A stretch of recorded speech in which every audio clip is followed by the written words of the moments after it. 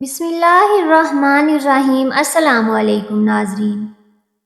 حضرت ابن عباس رضی اللہ تعالیٰ عنہ بیان فرماتے ہیں کہ میرے دل میں خواہش تھی کہ میں حضرت عمر رضی اللہ تعالیٰ عنہ سے پوچھوں کہ نبی کریم صلی اللہ علیہ وآلہ وسلم کی وہ کون سی دو بیویاں تھیں جن کے متعلق اللہ کریم نے فرمایا تھا کہ اگر تم دونوں اللہ کے سامنے توبہ کر لو تو یقیناً تمہارے دل بگڑ پڑیں گے۔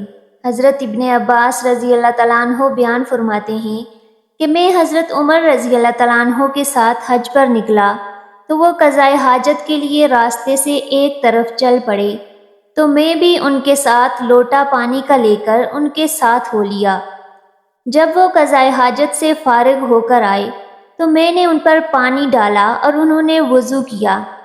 اس دوران میں نے عرض کیا، اے امیر المؤمنین، رسول اللہ صلی اللہ علیہ وآلہ وسلم کی ازواج مطہرات میں سے وہ کون سی دو عورتیں تھیں جن کے متعلق اللہ کریم نے فرمایا ہے کہ اگر تم دونوں اللہ کے سامنے توبہ کر لو تو بہت بہتر ہوگا، یعنی تمہارے دل بگڑ پڑے ہیں۔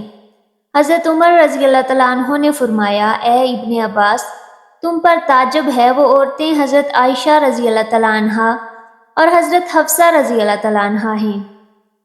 پھر حضرت عمر رضی اللہ تعالیٰ عنہ واقعہ بیان کرنے لگے کہ میں اور بنو امیہ بن زید کا ایک انصاری جو کہ میرا ہمسایہ تھا، ہر دوسرے دن ہم نے باری مقرر کر رکھی تھی کہ ایک دن وہ نبی کریم صلی اللہ علیہ وآلہ وسلم کے پاس جایا کرتا تھا۔ جب میں جاتا تو پورے دن کی باتیں اس کو آ کر سنایا کرتا تھا، اور جب وہ جاتا تو وہ بھی تمام باتیں آ کر مجھے بتایا کرتا تھا۔ ہمارے قریشی لوگ عورتوں پر غالب تھے، یعنی مردوں کا عورتوں پر کنٹرول ہوتا تھا، لیکن جب ہم انصار کے پاس ہجرت کر کے آئے تو دیکھا کہ ان کی عورتیں مردوں پر غالب تھیں۔ ہماری عورتوں بھی ان کو دیکھا دیکھی میں مردوں کے سامنے بولنے لگیں۔ ایک دن میں نے اپنی بیوی کو ڈانٹا تو اس نے میری کسی بات کا جواب دے دیا، تو اس کا جواب دینا مجھے ناگوار گزرا۔ تو اس نے کہا، اے عمر رضی اللہ تعالیٰ عنہ، میرا جواب دینا آپ کو کیوں ناگوار گزرا؟ حالانکہ نبی کائنات کی بیویاں آپ صلی اللہ علیہ وآلہ وسلم کو جواب دیا کرتی ہیں، اور آپ صلی اللہ علیہ وآلہ وسلم کی بعض بیویاں پورا دن بھی آپ صلی اللہ علیہ وآلہ وسلم سے ناراض رہتی ہیں اور بولنا چھوڑ جاتی ہیں۔ میری بیوی کی اس بات نے مجھے چونکا دیا۔ میں نے کہا کہ ازواج مطہرات میں سے جو ایسا کرے گی تو وہ ناکام و نامراد ہو جائے گی اور بہت بڑے گناہ کی مرتکب ہوگی۔ پھر میں نے اپنے کپڑے لیے اور اپنی بیٹی حفصہ کے پاس گیا۔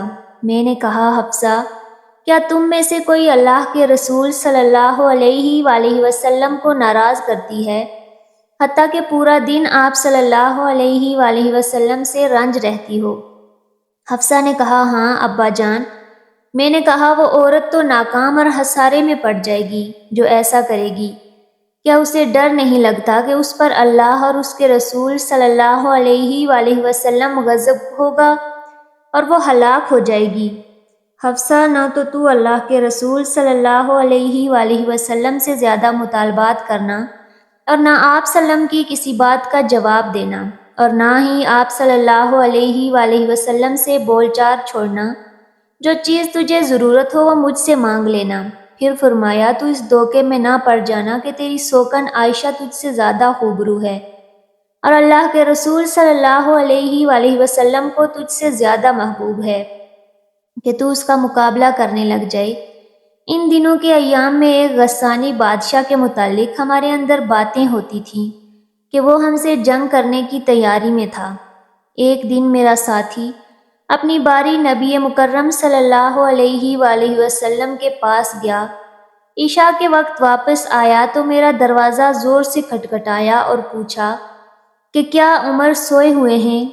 میں یہ صورتحال دیکھ کر گھبرا کر باہر نکلا تو اس نے کہا، اے عمر، بڑا واقعہ رونما ہو گیا ہے۔ میں نے کہا، کیا ہوا؟ کیا غسانی حملہ ہو گئے ہیں؟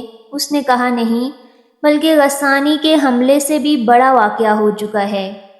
وہ یہ کہ نبی کریم صلی اللہ علیہ وآلہ وسلم نے اپنی بیویوں کو طلاق دے دی ہے۔ میں نے کہا حفصہ ناکام ہو گئی اور خسارے میں پڑ گئی۔ مجھے پہلے سے ہی یہی خطرہ تھا کہ ایسا معاملہ ہو جائے گا۔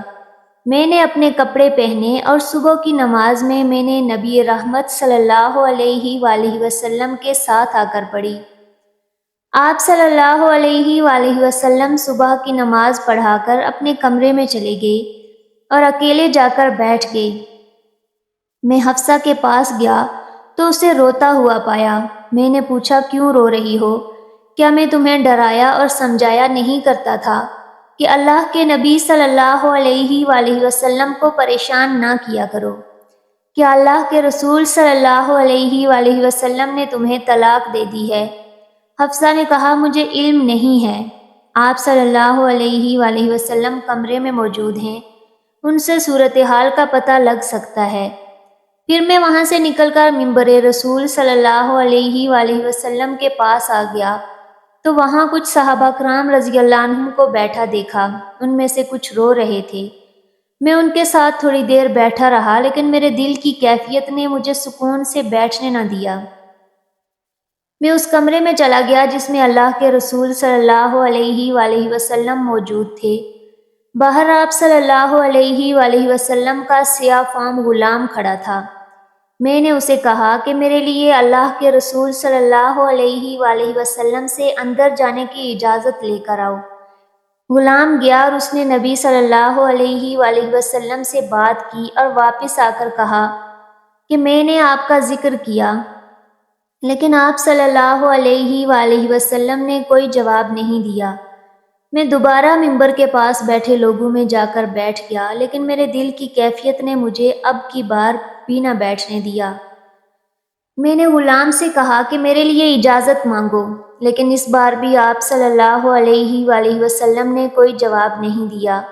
میں دوبارہ منبر کے پاس بیٹھے لوگوں میں جا بیٹھا، لیکن میرے دل کی کیفیت نے مجھے ستایا اور میں غلام کے پاس چلا آیا اور کہا کہ میرے لیے اجازت مانگو۔ اس نے پھر یہی آ کر بتایا کہ آپ صلی اللہ علیہ وآلہ وسلم نے کوئی جواب نہیں دیا۔ میں وہاں سے واپس پلٹا تو غلام نے مجھے آواز لگائی کہ آپ کو نبی مکرم صلی اللہ علیہ وآلہ وسلم نے اندر آنے کی اجازت دے دی ہے۔ جب میں آپ صلی اللہ علیہ وآلہ وسلم کے پاس کمرے میں گیا تو آپ کو چٹائی پر لیٹا ہوا دیکھا جس پر بستر نہیں تھا۔ چٹائی نے آپ صلی اللہ علیہ وآلہ وسلم کے پہلو مبارک پر نشان ڈال دیے تھے۔ آپ صلی اللہ علیہ وآلہ وسلم نے چمڑے کے تکیے پر ٹیک لگا رکھی تھی جس میں کھجور کی چھال بری ہوئی تھی۔ میں نے آپ صلی اللہ علیہ وآلہ وسلم کو سلام عرض کیا اور کھڑے کھڑے میں نے آپ صلی اللہ علیہ وآلہ وسلم سے پوچھا کہ کیا آپ نے اپنی بیویوں کو طلاق دے دی ہے؟ یہ سن کر آپ صلی اللہ علیہ وآلہ وسلم نے مجھ پر نظر ڈالی اور فرمایا نہیں۔ میں نے آپ صلی اللہ علیہ وآلہ وسلم کے دل بہلانے کی نیت سے کھڑے کھڑے کہا یا رسول اللہ صلی اللہ علیہ وآلہ وسلم، ہم قریشی لوگ اپنی عورتوں پر غالب تھے، پھر جب ہم ایسی قوم کے پاس آئے جن پر ان کی عورتوں کا کنٹرول ہے تو ہماری عورتیں بھی ان کی دیکھا دیکھی میں مردوں کے سامنے بولنے لگیں۔ آپ صلی اللہ علیہ وآلہ وسلم نے یہ سنا تو مسکرا دیے۔ پھر میں نے کہا یا رسول اللہ صلی اللہ علیہ وآلہ وسلم، میں نے اپنی بیٹی حفصہ سے کہا کہ تجھے تیری اس سوکن حضرت عائشہ رضی اللہ تعالیٰ عنہا سے دھوکہ نہ لگے جو تجھ سے زیادہ خوبصورت ہے اور اللہ کے رسول کو زیادہ پیاری لگتی ہے۔ آپ صلی اللہ علیہ وآلہ وسلم یہ سن کر دوبارہ مسکرا پڑے۔ جب آپ مسکرا پڑے تو میرا دل مطمئن ہو گیا اور میں بیٹھ گیا۔ پھر میں نے آپ صلی اللہ علیہ وآلہ وسلم کے گھر میں نظر دوڑائی۔ اللہ کی قسم میں نے آپ کے گھر میں 3 چمڑوں کے علاوہ کوئی سامان نہ دیکھا۔ میں نے عرض کیا اللہ کے نبی صلی اللہ علیہ وآلہ وسلم، آپ اللہ تعالیٰ سے دعا کریں کہ وہ آپ کی امت پر مال کی فراوانی کر دے۔ فارس و روم کے لوگ دولت سے مالا مال ہیں، حالانکہ وہ اللہ کی عبادت نہیں کرتے۔ آپ ٹیک لگائے ہوئے تھے۔ آپ صلی اللہ علیہ وآلہ وسلم نے ارشاد فرمایا، اے ابن خطاب، کیا آپ شک میں ہیں؟ فارس اور روم کے لوگوں کو اچھائیاں دنیا میں مل گئی ہیں، ان کو آخرت میں کچھ بھی نہیں ملے گا۔ حضرت عمر رضی اللہ تعالیٰ عنہ بیان کرتے ہیں کہ میں نے عرض کیا، یا رسول اللہ صلی اللہ علیہ وآلہ وسلم، آپ میرے لیے بخشش کی دعا فرمائیں۔ ہوا یہ تھا کہ حضرت حفصہ نے آپ صلی اللہ علیہ وآلہ وسلم کا راز حضرت عائشہ رضی اللہ تعالیٰ عنہ کو بتا دیا تھا، جس کی وجہ سے آپ صلی اللہ علیہ وآلہ وسلم کو بہت تکلیف ہوئی۔ جبکہ اللہ تعالیٰ نے نازل فرما کر آپ صلی اللہ علیہ وآلہ وسلم سے ناراضی کا اظہار کیا، تو آپ صلی اللہ علیہ وآلہ وسلم نے فرمایا کہ میں 1 مہینہ تک اپنی بیویوں کے پاس نہیں جاؤں گا۔ پھر جب 29 دن گزر گئے تو آپ صلی اللہ علیہ وآلہ وسلم سب سے پہلے حضرت عائشہ رضی اللہ تعالیٰ عنہ کے پاس گئے۔ حضرت عائشہ رضی اللہ تعالیٰ عنہ نے سوال کیا، یا رسول اللہ صلی اللہ علیہ وآلہ وسلم، آپ نے تو قسم کھائی تھی کہ آپ 1 ماہ بعد ہمارے پاس آئیں گے، جبکہ ہماری گنتی کے مطابق ابھی 29 دن ہوئے ہیں۔ تو آپ صلی اللہ علیہ وآلہ وسلم نے ارشاد فرمایا، عائشہ، مہینہ 29 دنوں کا بھی تو ہوتا ہے، پھر حقیقت میں بھی وہ مہینہ 29 کا ہو گیا۔ حضرت عائشہ رضی اللہ تعالیٰ عنہ بیان فرماتی ہیں کہ تب یہ آیت مبارکہ نازل ہوئی کہ اس آیت میں نبی صلی اللہ علیہ وآلہ وسلم کی بیویوں کو اختیار دیا گیا کہ اگر نبی صلی اللہ علیہ وآلہ وسلم کے پاس رہنا چاہیں تو رہ جائیں، اور اگر طلاق لینا چاہیں تو طلاق لے لیں۔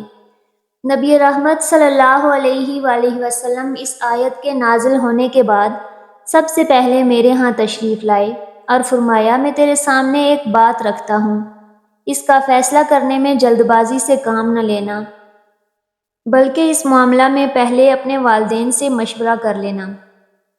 حضرت عائشہ رضی اللہ تعالیٰ عنہ فرماتی ہیں، آپ صلی اللہ علیہ وآلہ وسلم کو علم تھا کہ میرے والدین مجھے آپ صلی اللہ علیہ وآلہ وسلم سے طلاق لینے کا مشورہ ہرگز نہیں دیں گے۔ پھر آپ صلی اللہ علیہ وآلہ وسلم نے یہ آیات تلاوت فرمائیں، اے پیغمبر، اپنی بیویوں سے کہہ دو کہ اگر تم دنیا کی زندگی اور اس کی زینت و آرائش کے طلبگار ہو تو آؤ میں تمہیں کچھ مال دوں اور اچھی طرح سے رخصت کر دوں، اور اگر تم اللہ اور اس کے پیغمبر اور عاقبت کے گھر یعنی جنت کی طلبگار ہو تو تم میں جو نیکوکاری کرنے والی ہیں ان کے لیے اللہ نے اجر عظیم تیار کر رکھا ہے۔ حضرت عائشہ رضی اللہ تعالیٰ عنہ فرماتی ہیں کہ جب آپ صلی اللہ علیہ وآلہ وسلم نے یہ آیات تلاوت کر لیں تو میں نے کہا، میں اللہ اور اس کے رسول صلی اللہ علیہ وآلہ وسلم اور آخرت کو چاہتی ہوں۔ اس کے بعد آپ صلی اللہ علیہ وآلہ وسلم اپنی دوسری بیوی کو بھی اپنے پاس رہنے یا طلاق لینے کا اختیار دیا، تو انہوں نے بھی وہی جواب دیا جو میں نے دیا تھا۔